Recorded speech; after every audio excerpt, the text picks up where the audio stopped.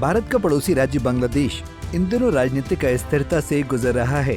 बांग्लादेश में जब से पहली बार तख्ता पलट हुआ है, तब से बांग्लादेश की राजनीति में कब क्या हो जाए ये कहना मुश्किल है। ऐसे में बांग्लादेश में इस समय अंतरिम सरकार का राज है, जिसमें मोहम्मद यूनुस के हाथों में बांग्लादेश की कमान है, जिसके चलते बांग्लादेशी सरकार से जुड़े सभी मामलों में उनका हस्तक्षेप कुछ ज्यादा है। हालांकि हस्तक्षेप कहीं न कहीं भारत के लिए दुश्मनी का काम कर रहा है, और वो दुश्मनी का काम कैसे कर रहा है, चलिए उसके बारे में आपको विस्तार से बताते हैं। दरअसल बांग्लादेश में शेख हसीना के प्रधानमंत्री पद से इस्तीफा देकर देश छोड़ने के बाद सारा दारोमदार बांग्लादेश के मुख्य सलाहकार के रूप में कार्यरत मोहम्मद यूनुस पर आ गया है, जिसके चलते बांग्लादेश के राजनीतिक, आर्थिक और व्यापारिक फैसले सब कुछ मोहम्मद यूनुस खुद कर रहे हैं। वहीं विदेश दौरे पर भी वो खुद ही जा रहे हैं।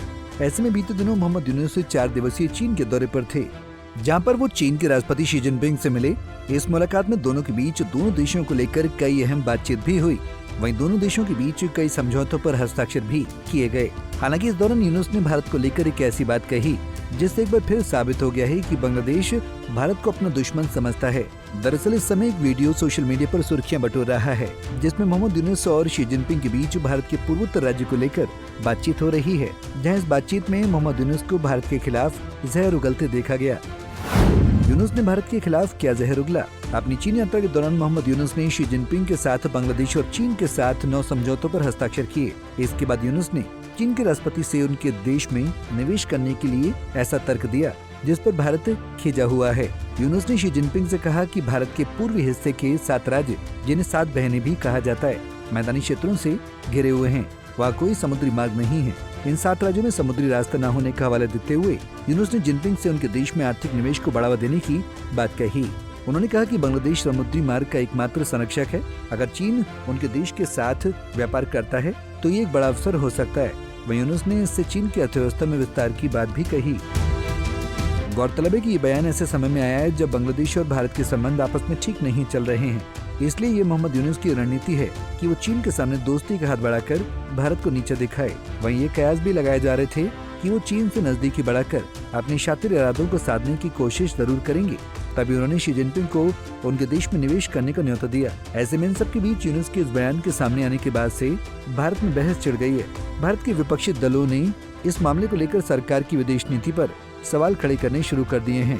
कांग्रेस की मीडिया एवं प्रचार विभाग के प्रमुख पवन खेड़ा ने एक्स पर पोस्ट करते हुए लिखा कि कांग्रेस नेता ने बताया, खतरनाक, हमारी विदेश नीति की स्थिति दयनीय है। उन्होंने आगे कहा कि जिस देश यानी बांग्लादेश के अस्तित्व में आने में भारत की प्रमुख भूमिका रही है, वही देश आज हमारे खिलाफ जहर उगल रहा है, लामबंदी कर रहा है। वहीं उन्होंने ये भी कहा कि बांग्लादेश चीन की मदद भारत को घेरने के लिए ले रहा है। इसके अलावा उन्होंने मणिपुर का मुद्दा उठाकर सरकार पर भी निशाना साधा। उन्होंने कहा कि सरकार मणिपुर की स्थिति की समीक्षा नहीं कर रही है।